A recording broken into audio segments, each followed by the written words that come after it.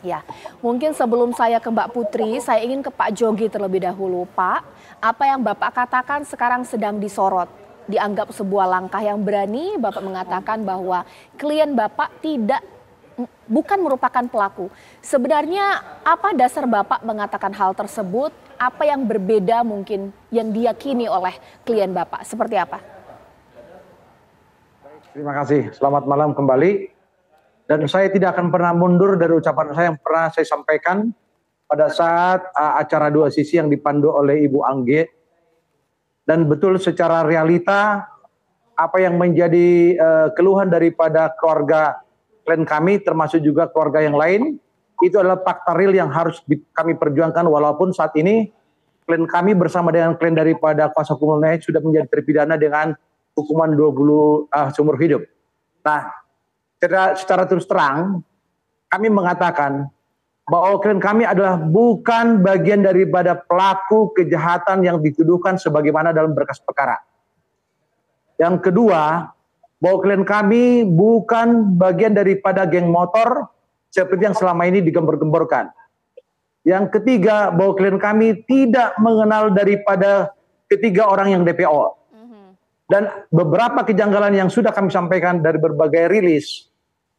Dari 8 tersangka yang disidangkan, di mana ada anak di bawah umur yang disidangkan terlebih dahulu. Kemudian yang 7 orang itu disidangkan secara bersamaan. Nah, dari 1 orang, tersangka yang disidangkan yang bernama Ripaldi alias Ucil tidak mengenal yang 7 orang. Ini perlu dicatat. Tidak mengenal yang 7 orang, dan sebaliknya juga yang 7 orang tidak mengenal 1 orang yang disidangkan pada saat bersamaan di Pengadilan Negeri Cirebon. Pak Jogi. Artinya, jika ada satu perbuatan yang terjadi dilakukan secara bersama-sama, impossible atau sangat tidak logis apabila ada di antara mereka tidak saling mengenal. Pak Jogi, ya. Yang kedua, Pak Jogi ditahan dulu. Kedudukan klien kami di malam kejadian ada di sebuah gang di depan rumah Ibu Nining. Saya ulangi lagi, di depan rumah Ibu Nining bersama dengan teman-teman yang lainnya, kurang lebih 9 orang, dan salah satu dari temannya itu ada anak Pak RT. Lalu karena mereka membuat gaduh di situ, sehingga si pemilik rumah meminta mereka untuk meninggalkan tempat dan berpindah ke rumah Pak RT yang kosong, yang tidak jauh dari situ. Termasuk anak Pak RT yang bernama Kavi. Artinya, ada 2 titik yang mereka tempati di malam itu, satu di depan rumah Ibu Nining, dan satu juga di rumah Pak RT. Ironisnya, Ibu Nining ini tidak pernah dijadikan sebagai saksi. Yang ironisnya kembali, ketika ada informasi yang masuk yang salah kepada orang tua Eki yang bernama Rudiana, yang merupakan anggota Polres Cirebon Kota bagian narkoba, 3 hari setelah kejadian langsung melakukan penangkapan dengan caranya sendiri, tanpa berkoordinasi dengan unit reskrim. Seandainya dia memberikan informasi secara real kepada unit yang menangani, maka peristiwa ini tidak akan pernah seheboh sekarang. Ini ada tindakan-tindakan arogan dari seorang anggota polisi yang merasa dia terjalimi oleh seseorang, tapi dia salah ya dalam melakukan penangkapan terhadap orang yang tidak bersalah.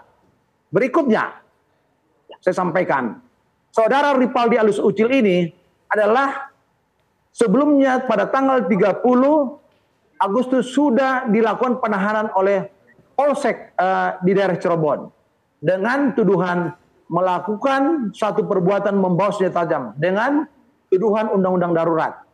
Artinya apabila dikaitkan dengan klien kami yang 5 orang plus yang 3 orang lagi atau yang 2 orang lagi klien daripada kantor pengacara lain, ini sangat berbeda sekali. Di satu sisi Ripaldi ini tidak mengenal klien kami, di satu sisi juga klien kami tidak mengenal yang bersangkutan, tapi disidangkan dalam satu perkara dengan barang buktinya adalah samurai miliknya dia. Dan beberapa dokumen yang bisa kami perlihatkan di dalam berkas perkara ini, jelas di sini banyak kebohongan yang dilakukan penyidik Polresta Cirebon Kota. Salah satunya, ini teknologi dan canggih dan banyak juga ahli yang sudah bisa melakukan suatu penelitian terhadap sebuah katakanlah teknologi. Contohnya, di berkas ini ada CCTV, ya.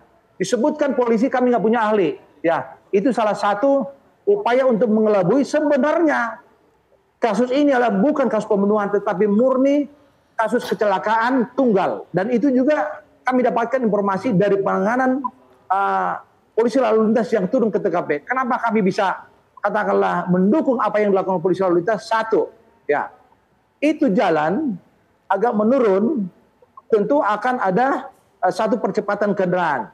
Kemudian di TKP tersebut kami juga sudah melakukan investigasi, ada gesekan antara bodi mobil bagian stepnya ke marka jalan yang permanen dan juga ke aspal. Artinya ada benturan antara mobil, baik itu stepnya maupun stangnya. Ada di lokasi pada saat itu. Yang kedua, di marka jalan yang permanen itu ada tiang listrik. Tentu tiang listrik itu supaya berdiri kokoh, ada baut. Di baut ini ada daging, ada darah. Tentu daging daripada pengendara sepeda motor. Ini membuktikan ada kecelakaan di sana. Ini membuktikan ada kecelakaan di sana. Sehingga pendapat daripada polisi lalu lintas yang kami dapat informasinya ini adalah kecelakaan tunggal. Mohon maaf, Pak. Ya, ini masih banyak segmentasi, Pak. Kita satu persatu ya, Pak, ya, bahas ya, Pak, ya. Pak Jogi ditahan dulu, mohon maaf. Saya masih akan memberikan waktu Pak Jogi untuk membahasnya, tapi kita ingin fokus dan tahap bertahap pemirsa. Ada 2 poin Pak Jogi yang saya catat bahwa kuasa hukum dari terpidana ini 5 orang mengatakan bahwa mereka bukan pelaku tapi diciduk ketika sedang bersama-sama pemirsa. Dan yang kedua adalah kuasa hukum yakni Pak Jogi mengatakan ini merupakan kecelakaan.